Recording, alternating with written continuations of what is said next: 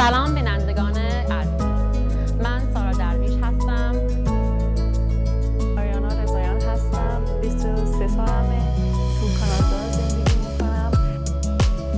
از سن کوچیکی توی موسیقی بودم. حساب مختلف میزنم. And they had to flee the country due to I was also born into a family of supporters of the Mujahideen. میزگرد جوانان درباره مجاهدین، مرزبندی نشاه نشیخ، شیطانسازی های رژیم علیه مقاومت و چشمانداز آینده.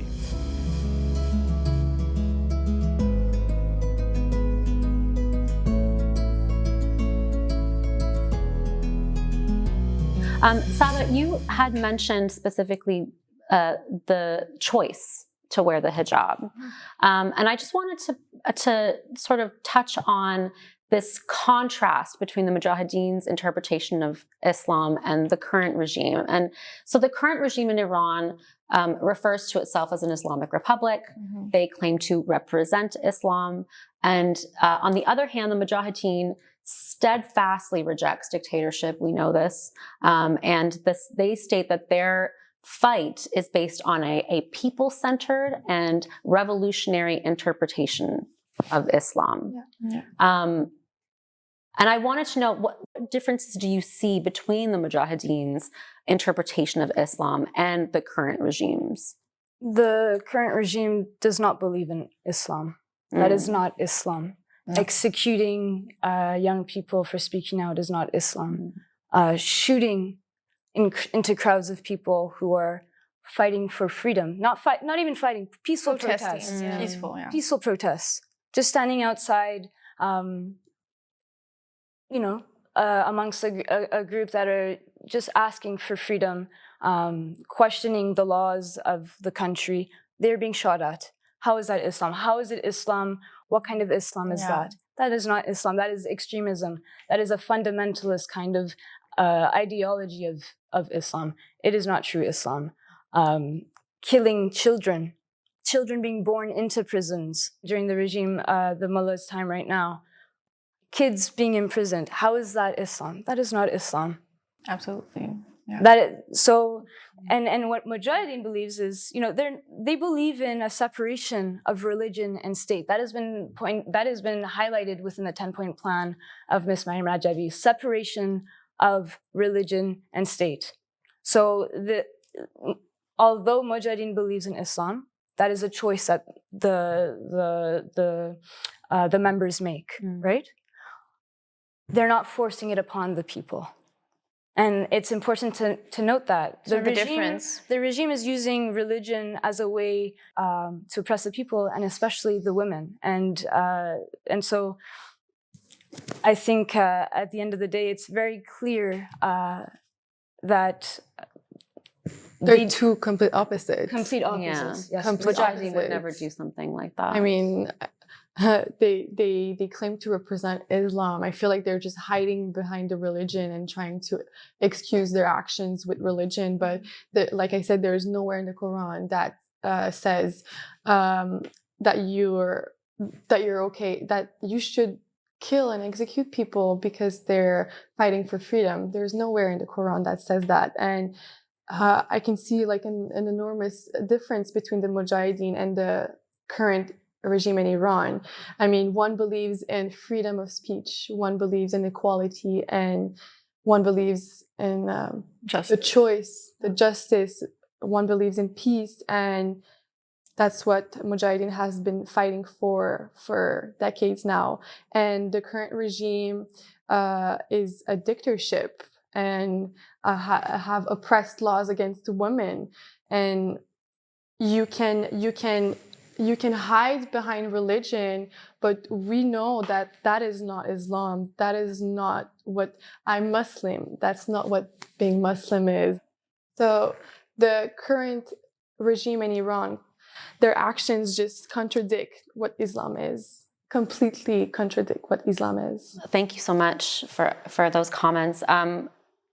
So in as to sum up this discussion, like, how do you see Iran's future, considering that Iran's institutions, their economy, their global reputation, their internal social fabric has been damaged over time, over the last 4 decades, and corrupted by these clerics and mullahs and the conflicts that are brewing internally and externally? What plans and goals do you have for the future of Iran?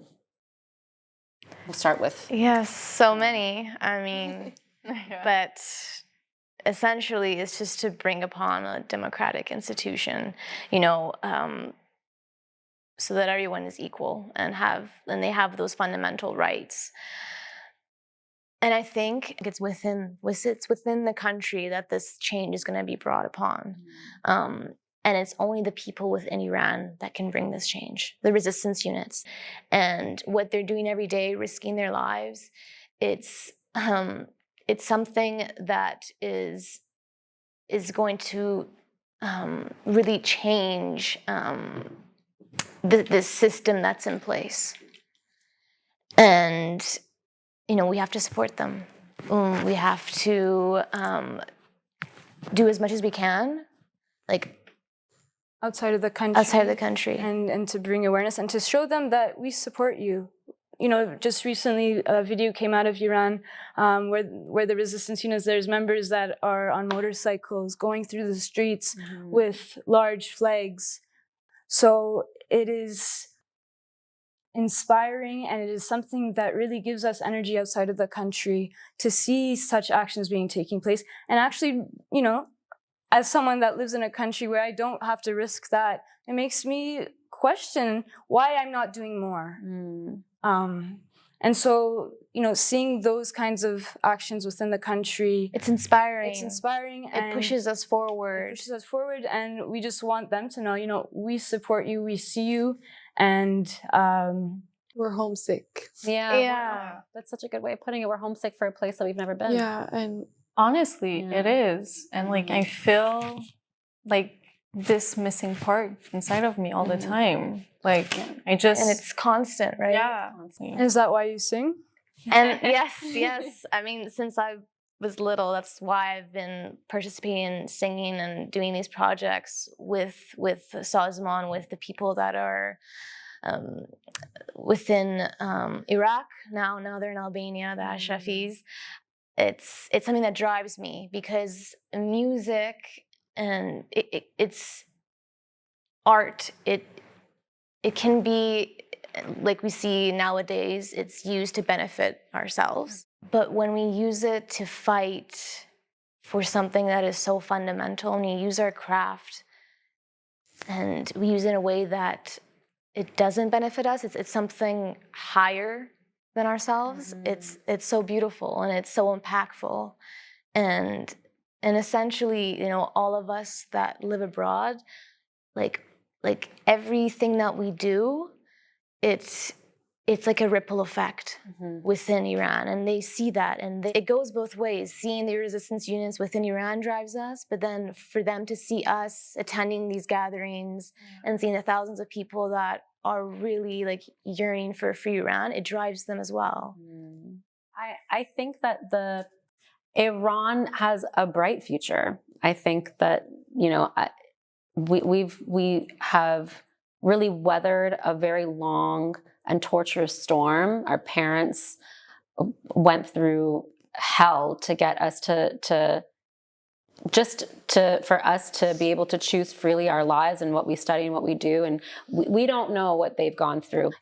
Our parents witnessed the 1979 revolution, and we feel it. The young people still feel it. And that's just how I see the healing process, the future of Iran sort of unfolding from here on out. Because each of our families, our parents, there is that yearning. There is that constant yearning. You can see it in their eyes, and with all of these havildars that live abroad, it's never ending. Yeah, they haven't given up. They haven't given up. Never.